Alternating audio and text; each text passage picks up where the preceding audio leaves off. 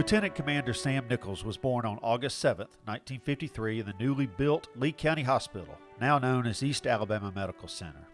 He grew up on Cary Drive, attended Auburn City Schools, and graduated from Auburn High School.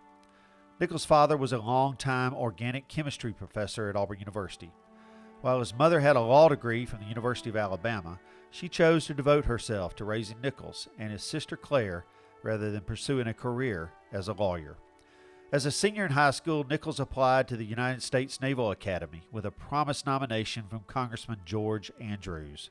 But when Andrews unexpectedly passed away, the nomination fell through.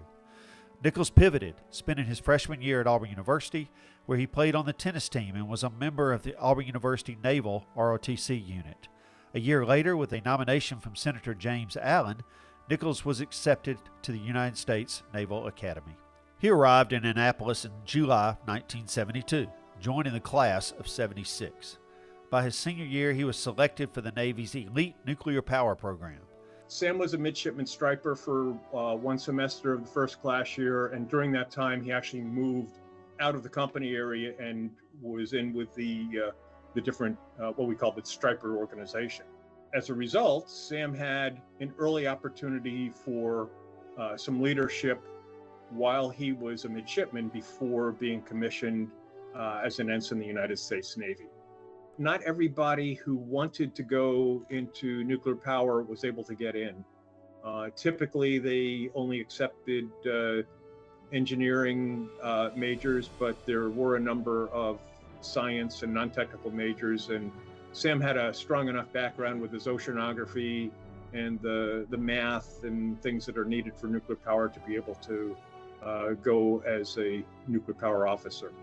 Nichols graduated in June 1976, and before beginning nuclear power training, he was assigned temporary duty as a sailing instructor for the new plebes at the Naval Academy, including the first class of women admitted to the service academies.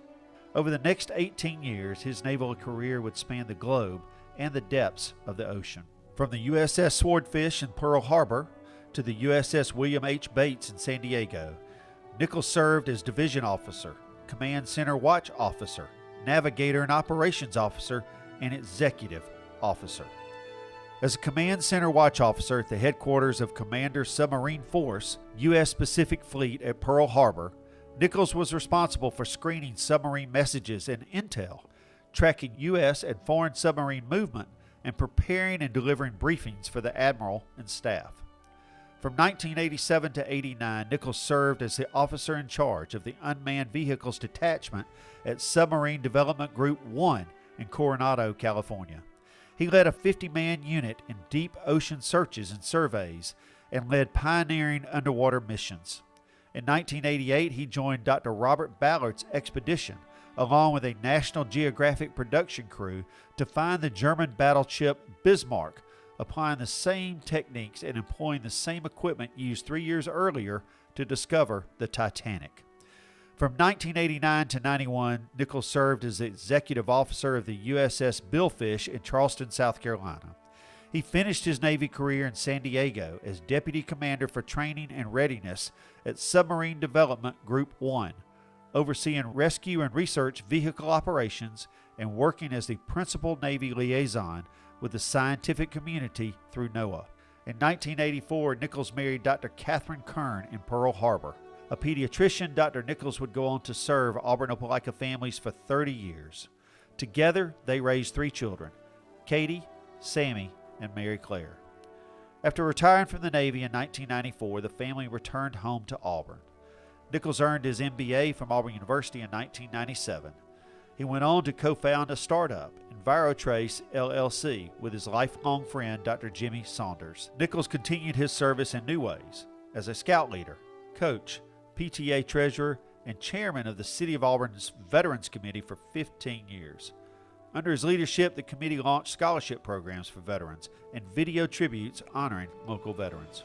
When we first asked him during the time that I was mayor to serve on the Veterans Committee, he was all about it, and his one of the things that stand out to me about Sam, if you'll notice, he is always very complimentary of those around him, whether it be those in the military or those that he works with in the city.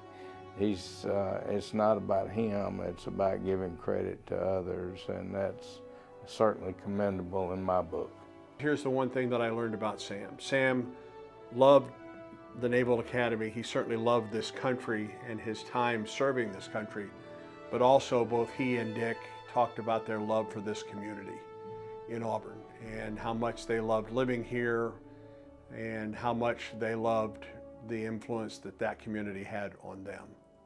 You know, one of the things that Sam has made a huge impact on is our Veteran Scholarship Fund. There's over $100,000 in there now to give scholarships to local folks at Auburn University and Southern Union and others. So certainly Sam is in the mode of bettering the military as well as the community. So we appreciate all his work in that scholarship fund. To describe Sam, he was the epitome of a Southern gentleman with an absolutely fantastic sense of humor. And this impacted me during my time because of his positive attitude. And if he had a saying, it probably would be never be impolite. And so he carried those wonderful traditions that you know him so well for. He left us from day one understanding that it's War Eagle, not Roll Tide. So congratulations, Sam. Thank you very much for the opportunity to talk to you today and to help you celebrate the great honor being bestowed on you. I would just say to Sam, we probably, you probably should have been in line some years ago, but I bet you said no more than once. So congratulations, well deserved, and thanks for all you do, and know that you will continue to do. Lieutenant Commander Sam Nichols earned multiple commendations and wore his submarine warfare and deep submergence pins with pride. His life has been one of honor, curiosity, and lasting service, and we are honored to present him with this year's Distinguished Veterans Award.